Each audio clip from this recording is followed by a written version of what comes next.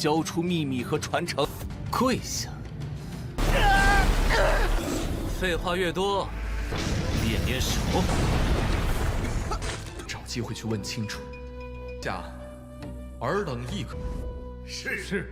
有样子，就是上学莫慌，我执着于打破这规则，不过是你满足天经地义的伟大贼也。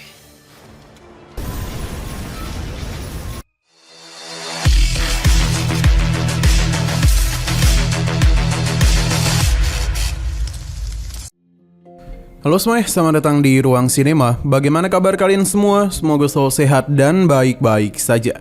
Sesuai jadwal, jadi pada hari ini kita akan kembali melanjutkan series Donghua Village Battle Spirit episode terbaru. Yang mana ini adalah episode yang ke-152. Bagi yang mau bergabung dengan series ini, kita sudah sediakan playlistnya. Jadi kalian bisa dengan mudah mencari di mana episode awal dari series ini. Sebelum kita mulai episode terbarunya, kita akan melihat dulu apa saja yang terjadi pada episode sebelumnya. Tepatnya pada episode 151. Kemarin tetua ini teruslah memaksa Qinan untuk menyerah karena bagaimanapun keselamatan dari dua gadis ini berada di tangannya. Selain itu, tetua ini akhirnya telah mengakui kalau dia merupakan bawahan langsung Nan Tianman. Mendengar apa yang dia katakan membuat sang kaisar marah dan langsung saja menyerangnya. Para pengkhianat itu barulah sadar kalau ternyata racun yang ada pada tubuh kaisar telah berhasil dipulihkan, dan hal ini membuat mereka dalam bahaya. Tidak hanya itu, namun sejak tadi para pengkhianat itu sudah berhasil terjebak dan bahkan sudah berhasil dikepung oleh para jenderal. Alhasil pertarungan langsung saja terjadi.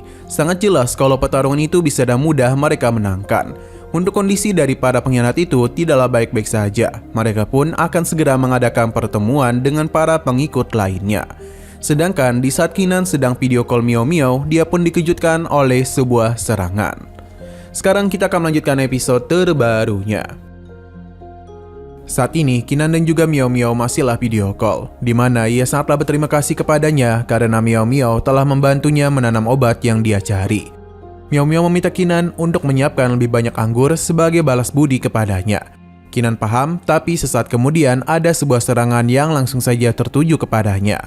Untung saja Qinan bisa dengan mudah menghindari hal tersebut. Pria ini yakin betul kalau dialah Qinan yang dicari oleh Gunung Wendao.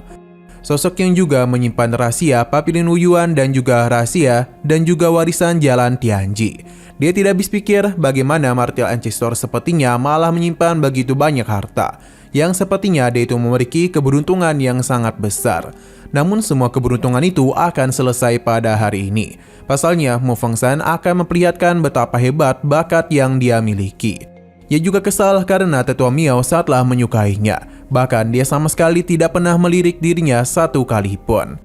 Ia meminta Qinan untuk segera menyerahkan rahasia dan warisan tersebut. Karena dalam gitulah dirinya bisa memberikan kematian yang cepat kepadanya. Tapi Qinan tidak niatan untuk melakukan hal itu. Sebuah tekanan langsung saja dia berikan kepada Mu Fengshan. Yang mana ini seketika saja membuat dirinya berlutut di hadapan Qinan. Mu Fengshan mencoba untuk melawan, tapi di hadapan kekuatan Sinan, serangannya itu sangatlah lemah. Selain itu, domain miliknya sangatlah mendominasi. Benar saja, Qinan sangat mudah menghancurkan serangan Mu Fengshan. Ini tentu saja membuatnya menerima luka dalam dan kembali menghadapi serangan dari Qinan. 交出秘密和传承。跪下！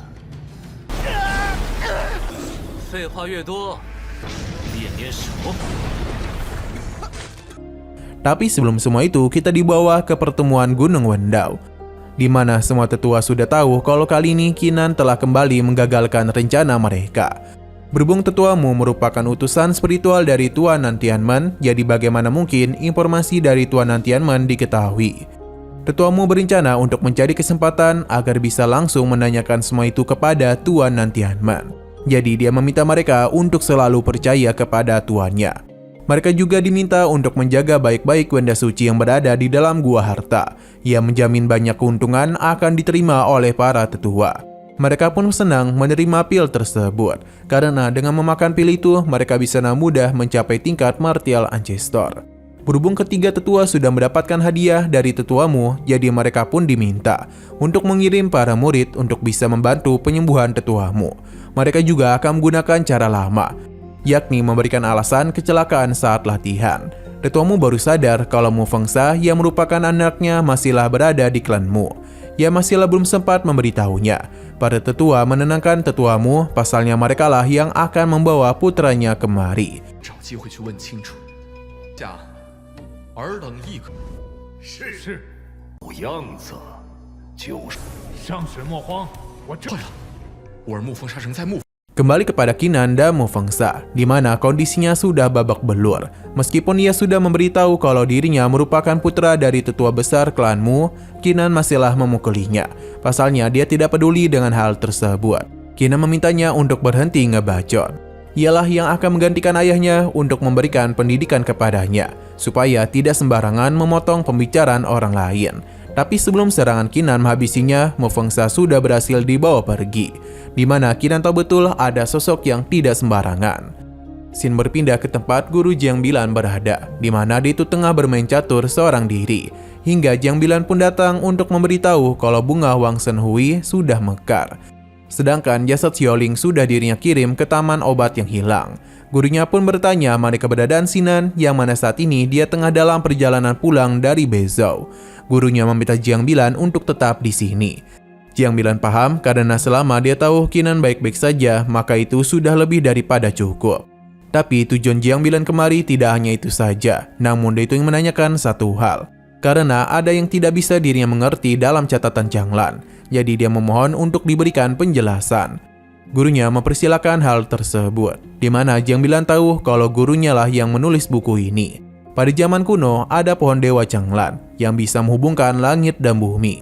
Tapi setelah dihancurkan oleh Nantianmen, dunia panah dan dewa pun terpisah untuk selamanya. Sekarang tidak ada lagi di dunia panah ini. Lantas bagaimana cara mereka untuk bisa menyerang alam dewa? 一开，我去康兰治时有一事不解，那就足够了。魔法、天地，但被南天门才能攻上神界呢。